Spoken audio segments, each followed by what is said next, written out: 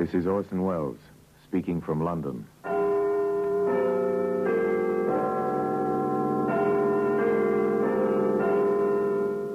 The Black Museum.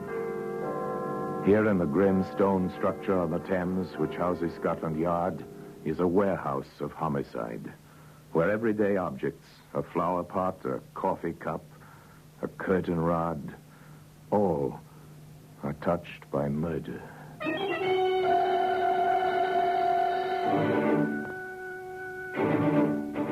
Here's a shilling. This is a familiar object, a shilling. It's a coin of the realm. So much silver alloyed with harder metals for purposes of wear, milled-edged, engraved with the face of a British sovereign. Very familiar object indeed. It's a lucky piece, all right, Inspector. Lucky for you, Bart. That's just what I mean, sir. Shillings don't buy much these days. But this one bought plenty.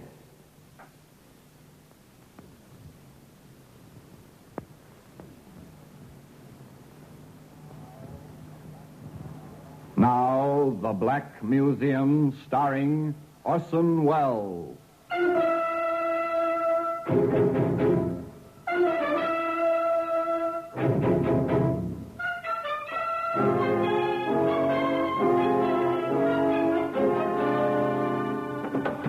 Well, here we are, in the Black Museum, Scotland Yard's Museum of Murder. And here's a small radio. Made for entertainment, for obtaining all the sounds that reach out through the ether for your ear. Thing for joy, for pleasure. But note the little wires protruding here, connected to the switch that turned this little sound box on. The man turned that knob, as was his habit. The little extra wires conducted current to an explosive. The man died. Later, he was followed to death by his murderer. Oh, yes, here we are. Here's the shilling. Subject of our story. It's untarnished still, gleaming silver. Without a doubt, it passed through many hands, reposed in pockets and purses. And then one day, a telephone rings. So many things are heralded by that sound. This one rings in an office in the yard. Two men interrupt a desultory conversation. One of them picks up the instrument. Inspector Graves' office. For you, Inspector. Thank you, Sergeant. The inspector listens briefly, acknowledges the message, hangs up the telephone. Well. Trouble, sir? Not yet. Just an interesting bit of information. Remember Joey Bart? Dartmoor, isn't he? Not after tonight. Oh, is it that long since we sent him away? Time off for good behavior. He gets out in the morning. Wonder if Brother Davy knows. The same idea crossed my mind. How do you suppose it feels, Sergeant? To know your brother is getting out when you've taken over his business, bar, band, and bottle club, and your brother believes you framed him into Dartmoor. There's a word for it, sir. Uncomfortable. That, of course, is an understatement, particularly when it's well known both to the underworld of London and to the police that Brother Joey has sworn to get Brother Davy as soon as such action is possible. Now, obviously, no self-respecting police force appreciates murder. Follows then that certain precautions must be taken.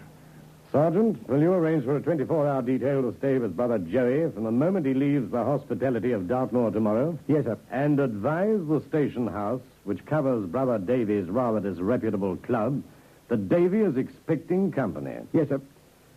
I'd rather like to be there, you know, when Joey tells his brother he wants the club back, and his share of the earnings of these past 6 years.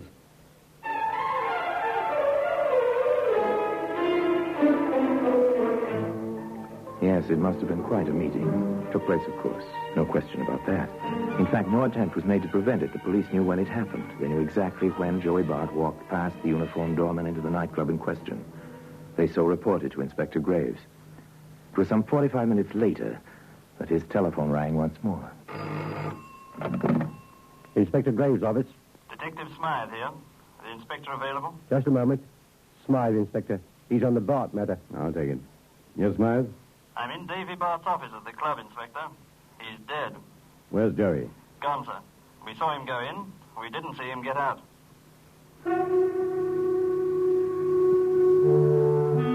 No, a self-respecting police force does not appreciate murder. When the murder is committed while policemen are on watch outside the scene of the crime, it is appreciated even less, if possible. Therefore, action is required. General alarm for Joey Bart. Description is available. Yes, sir. Close that club and hold the customers and staff until I get there. Let's go, Sergeant. All the resources of a great police department spring to life. And soon the inspector and Sergeant Maxwell are at the scene, viewing the body of Davy Bart with a hole in its chest. Yes, that's Bart, all right. All right, Smythe. Let's have it. Well, that's just the way we found him, sir. Sprawled like that. Gun near him. Nothing's been touched except to check for fingerprints. Picture's been taken? Yes, sir. Coroner been here? Yes, sir. All right, take him away. Sergeant. Very good, sir. Prints on the gun. Only the dead man's. Just the one set. They're his. Medical report? Shot at close range. Powder burns. It's a .38 automatic. I can see that. Anything else? Well, there's a wall safe. It was searched. What's this? It's a shilling, sir. What's it doing here? It was lying there on the desk when we got in, sir. The lights were on, and it was shining in the lamp. Quite clear, wasn't it? A killing. An ex-convict disappeared, open and shut, simple. Still, the evidence must be collected with a view toward the eventual trial. You're George Lyons. Yes, sir? You have a record. Well, I went away once. 3 months. Attempted robbery. Since then? I worked for Mr. Bart. Doing what? Oh, sort of his assistant. Yes, I know what you mean. All right. What happened here tonight? Well, Joey came here, and the boss told me to let him in. Joey told the boss he needed money. The boss said he didn't have any. They started to argue. That was when the boss told me to wait outside, and I did. Hear anything? Oh, the place is soundproof, Inspector. Didn't hear a thing. Why did you come back inside? I took a chance. Seemed like an awful long time when Joey didn't come out. I found him. The boss, I mean. What do you know about this? Hey, that's the boss's lucky piece. When Joey asked for money, the boss took it out of his pocket and told him it was all the money he had on him. That's when Joey said, I ought to kill you for that. Only your life ain't worth a shilling.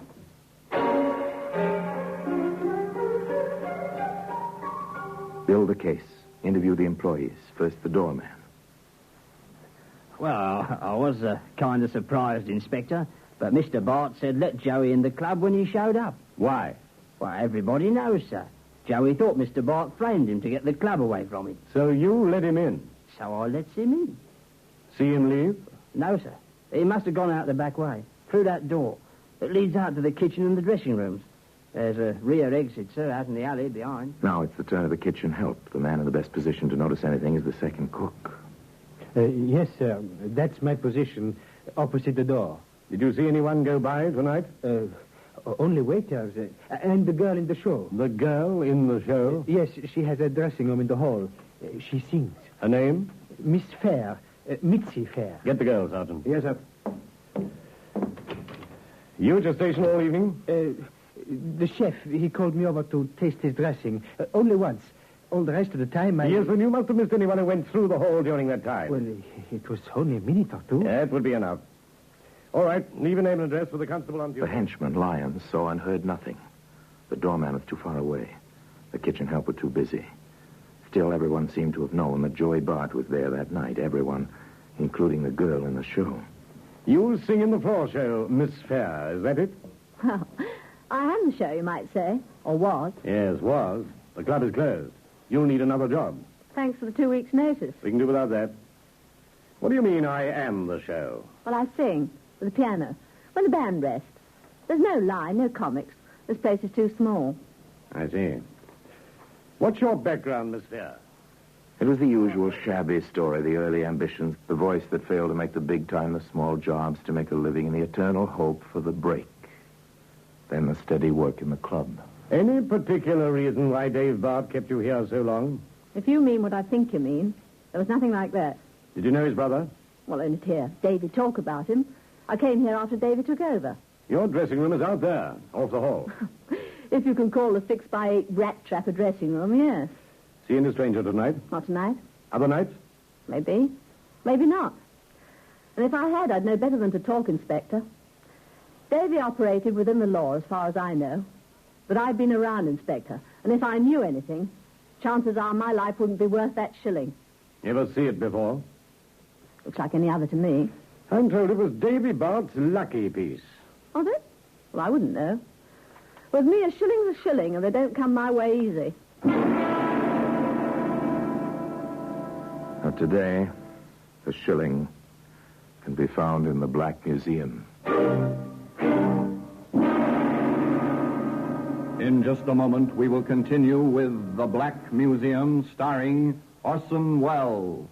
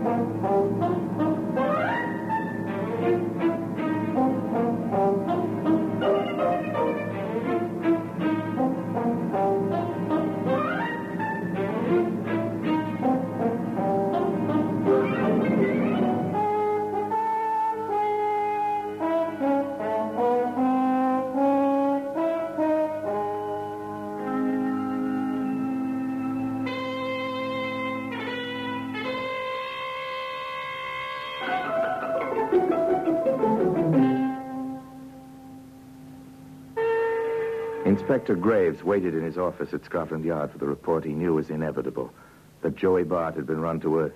This was routine. Meanwhile, he sifted facts with Sergeant Maxwell. Nothing to it, Inspector. It's Joey. It couldn't be anyone else.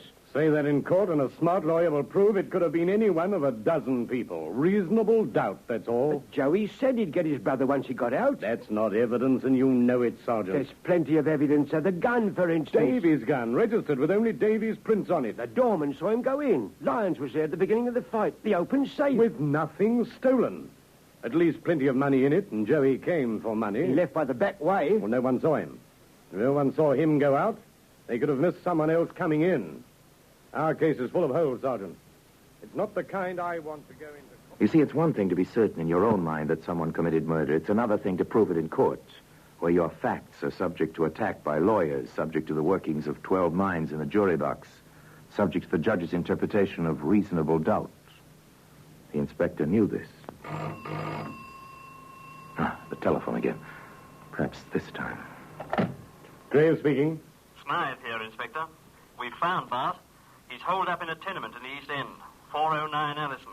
One of those places cut up into one-room flatlets. He's in the third floor rear. Set the cordon, Smythe. Seal the place. Don't go in until I get there.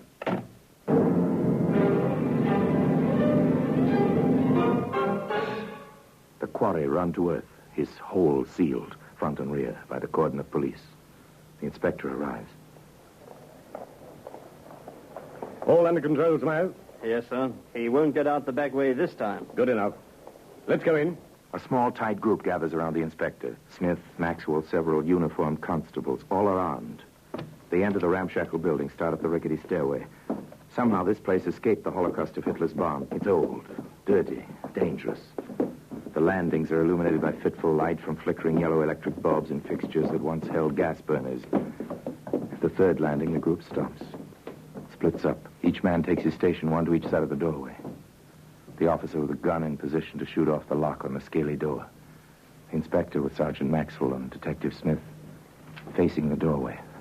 Here it goes. Oh, good.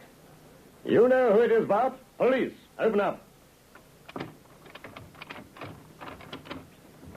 Come in, gentlemen. Come in. Check him over, Sergeant. Yes, sir. No, nothing on him, Inspector. No weapon. Very well. I could have told you that. No guns for me, Inspector. I'm glad you got here first, though. I thought maybe it was some of Davy's boys with the same idea you have. But I didn't kill him. Not much sense killing the goose with the golden eggs, is there, Inspector? They took him to the yard. Held for questioning, the record said. The questioning was sharp and to the point. What did you get from your brother? £100 to start. That was all? Oh, he argued first, but I got good and sore. Told him his life wasn't worth the shilling he threw at me. We know about that. Yeah, Georgia Lyons was still there. After that, Dave threw him out. Then I told Dave I could prove he'd framed me. He acted like he believed me. Told me I'd be a fool to take the club back after the way he'd built it up. Said he'd cut me in for plenty. He went to the wall safe, took out £100 and gave it to me as a down payment, sort of. Of course I took it. And took his shilling, too. Told him he'd get his luck back when I figured he was going to be a regular on the payoff. You took his shilling? Yeah, here. That's it. He had it since he was a kid. See that nick in it? He got that putting it on a railroad truck so the train could run over it. Sergeant, bring Lyons and the fair girl down here. Yes, sir. You see anybody in that back hall, Bart? Nobody. Dave said to go out that way, and I did. I wanted a little privacy, you see. Your boys were with me all the way to the club from Dartmoor. You hear anything in that hall? Only the pans in the kitchen. Now, look, Inspector, I didn't kill him. Why should I? He was paying off. Nobody kills a guy who pays. Maybe. Maybe not. Outside, Bart, and wait there. I'll see you again later. An accommodating ex-convict, to say the least, and willing to talk his head off. The inspector was puzzled. This was not part of the usual pattern. The puzzle seemed deeper when Mitzi Fair told him. That Shilling? No, that's not Davies. Davies was the one on the desk. I watched him play with it lots of times. You're certain of that? I'm sure. Positive. And the puzzle seemed deeper still when George Lyons said. Yeah, I remember now. That nick in the shilling. Hey, Inspector, if Joey had this shilling with him, who put the other one on the desk? Know something, Lyons? The answer to that question could be very interesting. Very interesting indeed.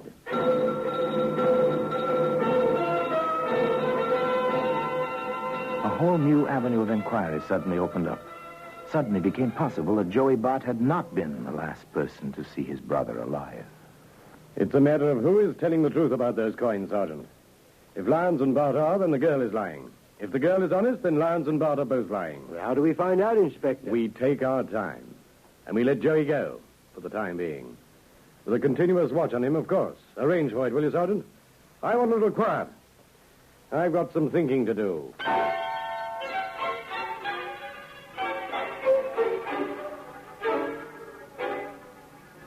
The inspector had his peace and quiet briefly. Shortly thereafter, he adjourned to the Padlock nightclub with Sergeant Maxwell and Detective Smith. Nice of him to provide wall-to-wall carpeting. I hate tearing up floorboards. Well, it helps the soundproofing. How are you coming along the wall, Smith? Nothing hollow. Soundproof tiling under all the draperies. Hello, here's something. Back of the couch, Inspector. Bobby pin, blonde. The singer's a blonde. Too bad she's not the only blonde in London. If she were, we'd have to prove she dropped it after Joey left this office. Nothing doing on the walls, Inspector. Next? The desk. Take it apart if necessary. Yes, sir. Dave, Bart, look too honest, Sergeant. There's a reason for soundproof offices. And if there's any record of that reason, it'll be here, someplace. Well, the girl said something about visitors, back door visitors. I know she did. Hello. Here's something. False bottom to this drawer.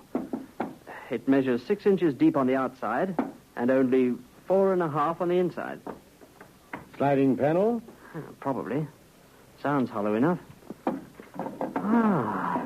Here it is. The bottom slides back when you press this nail head. A couple of letters here. The record book. Good work, Smith.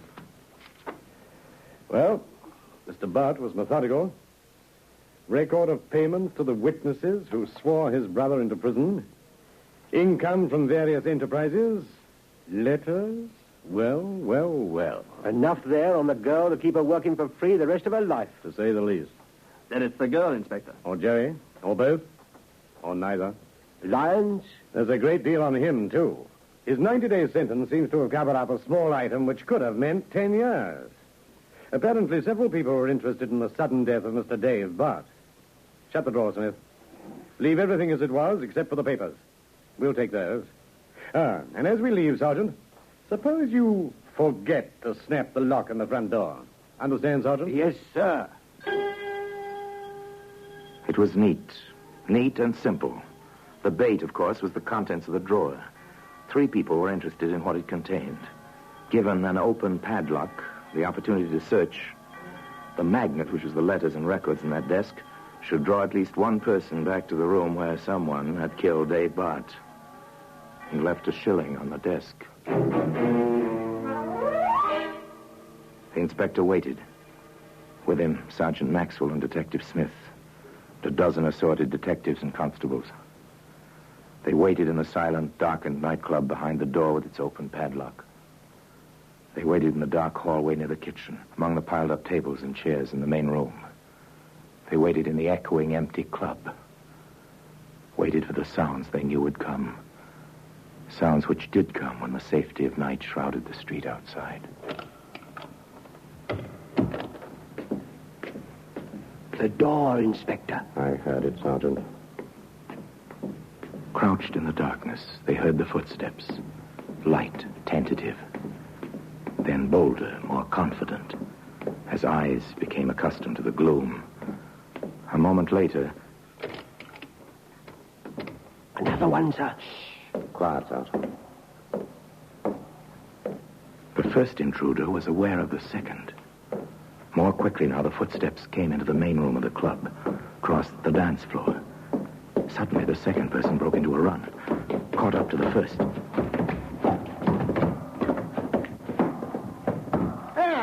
Thought you'd come back, eh? Tried to pin it on me, did you, with the second shilling? You listened outside the door, didn't you? Back when I came through. All right, Smith, the light. What's all this? All right, Bart. Miss Fair, we'll take over now. Smart coppers, eh? Sitting in the dark, waiting, eh? Take him over, Sergeant, take him over. I told you once, Inspector, no guns from me. She's got one, though, in her bag. Tried to sock me with it. Well, Miss Fair, why did you plant that second shilling? I knew George was in there. When Joe made his crack about the shilling. I went in after Joe had left. I wanted my letters. David made me miserable enough with them, and we argued. And he tried to threaten me with his gun. I grabbed for it, and it went off. I thought if there was a shilling, you'd think it was Joey. Yeah, a woman. Every time it's a woman. Never mind, Bart. You can tell that to your friend. Miss Fair, you're taken in charge. And the charge is murder. And today, the shilling, which was the main clue in this case, can be seen in an honored position in the Black Museum. Orson Welles will be back with you in just a moment.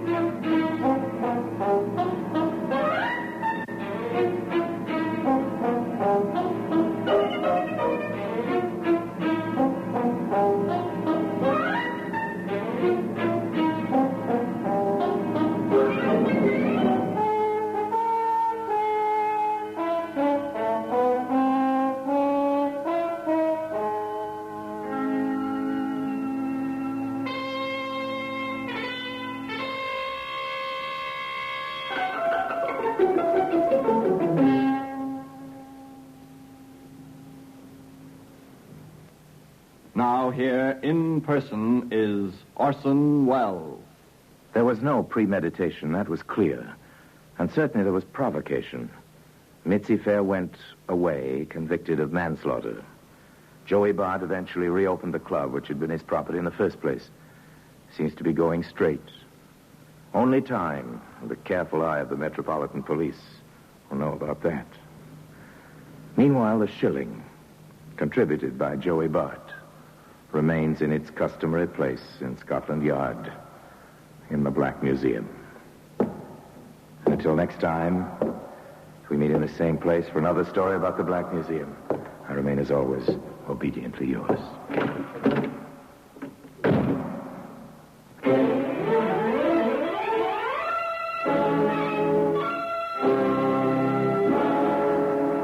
The Black Museum, starring Orson Welles, is presented by arrangement with Metro-Goldwyn-Mayer Radio Attractions. The program is written by Ara Marion, with original music composed and conducted by Sidney Torch. Produced by Harry Allen Towers.